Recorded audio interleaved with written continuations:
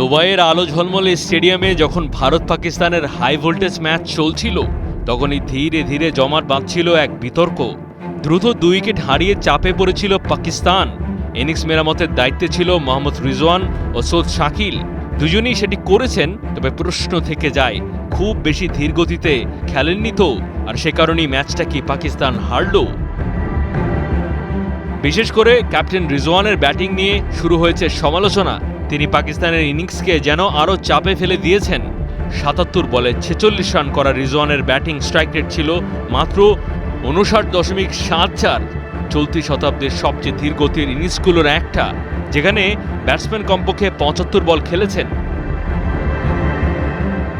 কদিন আগে আরেক ম্যাচে ৭৬ বলে ৪৬ করেছিলেন রিজওয়ান।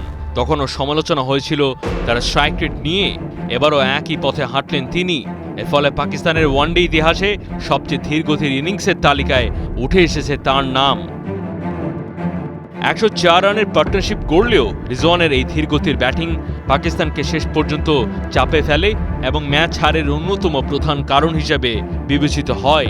প্রশ্ন উঠছে, বড় ম্যাচে এমন রক্ষণাত্মক ব্যাটিং কোথায় নিয়ে যাবে? হারের রাস্তা ছাড়া। মাহাদি হাসান, ৭১।